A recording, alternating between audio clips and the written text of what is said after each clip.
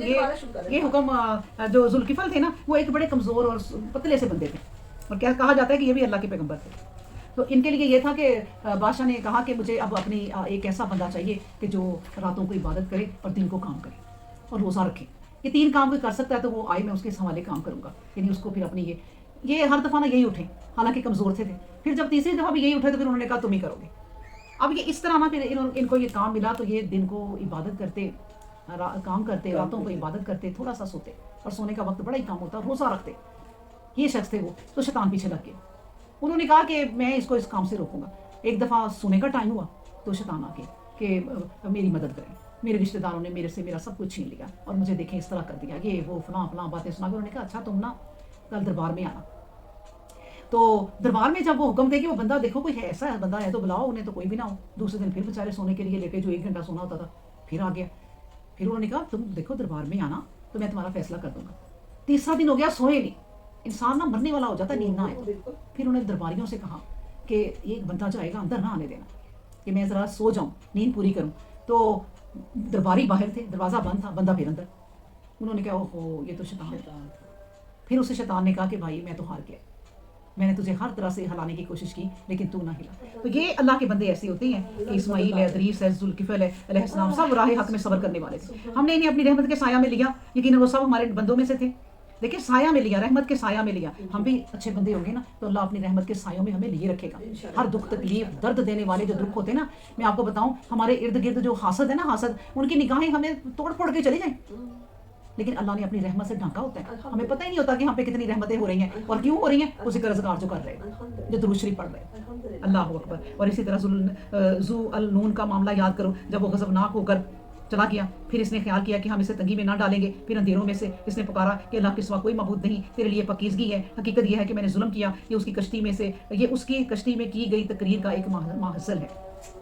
तब हमने इसकी पुकार सुन ली और गमगीनी से इसको नजात दे दी। हम इस तरह ईमान वालों को नजात देते हैं। अल्लाह अकबर। देखिए गम भी अगर आ जाए ना तो नजात भी अल्लाह ही देने वाला है। अब देखिए कि क्या बात मैं करने लगी थी कि जब इन्होंने अपने रब को पुकारा था ना, क्या पुकारा था, ला इलाहा इल्ला अन्ता सुब्हानका इन्नी कुन्तु मिनज़ ज़ालिमीन। तो यानी जुल्म मैंने किया था अपनी जान पर। तो वो कहती हैं कि अल्लाह के अर्श के इर्द गिर्द ना ये लफ्ज़ लिखे हुए घूमते थे जब ये पुकारते थे, और आवाज़ आती थी धीमी धीमी, तो फरिश्ते कहते थे अल्लाह ये किसकी आवाज़ है, लगता है कि बहुत दुखी है। तो अल्लाह को नहीं पता होगा, अल्लाह को पता था। अल्लाह ने फिर उनकी पुकार सुन ली। ईमान वालों को अल्लाह नजात दिया करते हैं। और ज़करिया जब इसने अपने परवरदिगार को पुकारा था, खुदाया मुझे अकेला ना छोड़, तू ही बेहतर वारिस है, हमने इसकी पुकार सुन ली, इसे याहया जैसा फरजंद अता फरमाया और इसकी बीवी को इसके लिए तंदुरुस्त कर दिया ताकि बेटे को जन्म दे। ये तमाम लोग नेकी की राहों में सरगर्म थे।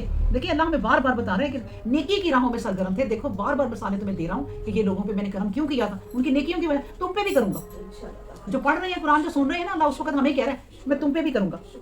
और उम्मीद लगाए हुए और डरते हुए रहो। हमसे दुआएं मांगते थे और हमारे आगे इज़्ज़ो नियाज़ से झुके हुए थे वो लोग। और इस औरत का मामला जिसने अपनी असमत की हिफाजत की, यानी मरियम अलैहिस्सलाम, पर हमने अपनी रूह इसमें फूंक दी थी और इसको और उसके बेटे को तमाम दुनिया के लिए एक निशानी बना दिया था। बिलाशुबा ये तुम सब की उम्मत एक ही उम्मत है और मैं ही तुम सबका परवरदिगार हूँ, बस चाहिए कि मेरी इबादत करो।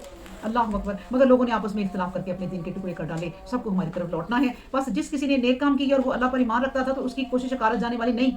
हम इसकी नेकियां लिख लेते हैं, और जिस आबादी को हमने एक बार हलाक कर दिया तो इसके लिए मुमकिन नहीं कि इसके लोग कभी लौटने वाले हों। जब वो वक्त आ जाएगा कि यजूज और मजूज की राह खुल जाएगी, तमाम बुलंदियों से वो दौड़ते हुए उतर आएंगे और सच्चे वादे की घड़ी करीब हो जाएगी। उस वक्त अचानक ऐसा होगा कि लोगों की आंखें खुली की खुली रह जाएंगी, और इन लोगों की आंखें जिन्होंने इनकार किया था और सोच हम पर हम इससे गफलत में रहे, बल्कि हम जुल्म शरारत में सरशार रहे। बिलाशुबा तुम और वो जिनको अल्लाह को छोड़कर पूजा करते थे, दोज़ख का ईंधन है, तुम सब वहाँ पहुँचने वाले हो। अगर ये हस्तियाँ मबूद होती तो कभी दोज़ख में ना पहुँचती। हालांकि ये सब इसमें हमेशा के लिए रहने वाले हैं। उनके लिए दोज़ख है, उन्होंने सिर्फ दुख और जलन की चीखें होंगी और वो इन्हें सुनेंगे। कहते हैं कि कितना रहिए, अच्छा ये पूरी हम सूरत खत्म कर लेते हैं, ये खत्म हो रही है। एक मैं आपको बात सुनाती चलूँ कि एक जो ये ज़मीन के माहिर लोग होते हैं वो ज़मीन की रिसर्च करते हैं। तो एक दफ़ा ये सही वाक़या है, तो वो सर्च करते हैं तो अपनी मशीनें ज़मीन के नीचे तक लेके जाते हैं, ऐसी जगहों पे कि उन्हें पता चले कि यहाँ पानी है। तो फिर उस ज़मीन को आबाद करते हैं। कहते हैं बहुत गहराई तक वो अपनी मशीन ले गए जब, तो उन्हें अंदर से ये चीखो पुकार की आवाज़ें सुनाई दी।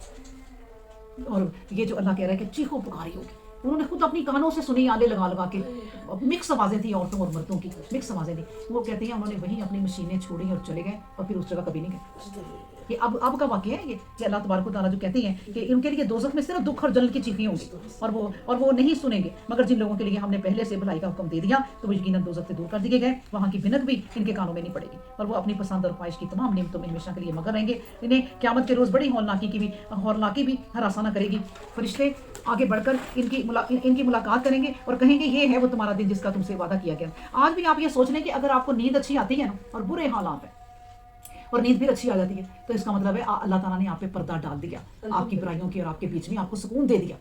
یہ جس طرح دوزخ کے پردے ڈلیں گے نا، آپ کو اللہ کہتا ہے بھنک بھی نہیں آنے دوں گا ان کی آواز کی۔ اسی طرح اللہ جو نیند دیتا ہے نا، یہ ہمارے دکھ درد ہم سے دور کر دیتا ہے اور ہم فریش ہو کے اٹھتے ہیں۔ اس کے بعد ہے وہ جس دن ہم آسمان کو اس طرح لپیٹ دیں گے جیسے بہی کھاتوں کے توڑ مار لپیٹ دیے جاتے ہیں، یعنی حساب کتاب کے جو کھاتے نہیں ہوتے وہ تو مار کو لپیٹ دیے جاتے ہیں۔ ہم نے جس طرح پیدائش شروع کی تھی اسی طرح اسے دہرائیں گے۔ اس کا وعدہ پورا کرنا ہم پر ہے اور ہم پورا کر کے رہیں گے۔ ہم نے زبور میں تذکیر اور نصیحت کے بعد یہ بات لکھ دی تھی کہ زمین کی وراثت انہی بندوں کے حصے میں آئے گی جو نیک ہوں گے۔ اس بات میں ان لوگوں کے لیے جو عبادت گزار ہیں ایک بڑا ہی پیام ہے۔ اور اے پیغمبر اسلام، ہم نے تجھے نہیں بھیجا مگر اس لیے کہ تمام دنیا کے لیے رحمت کا ظہور ہو۔ تو کہتے مجھ پر جو کچھ وحی کیا گیا ہے وہ تو صرف یہ ہے کہ تمہارا معبود ایک ہی تنہا معبود ہے، بس بتلاؤ تم اس کے آگے سر جھکاتے ہو یا نہیں؟ پھر اگر وہ روگردانی کریں تو کہہ دے میں نے تمہیں یکساں طور پر خبردار کر دیا، میں نہیں جانتا کہ جس بات کا وعدہ کیا گیا اس کا وقت قریب آ لگا ہے یا ابھی دور ہے۔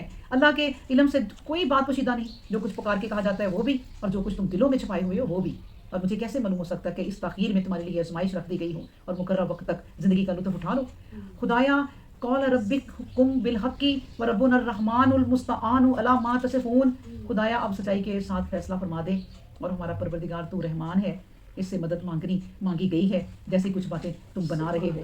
آمین ثم آمین۔ اللہ سبحان اللہ والحمد للہ لا الہ الا اللہ واللہ اکبر ولا حول ولا قوۃ الا باللہ العلی العظیم۔ سبحان ربک رب العزۃ عما یصفون والسلام علی المرسلین والحمد للہ رب العالمین۔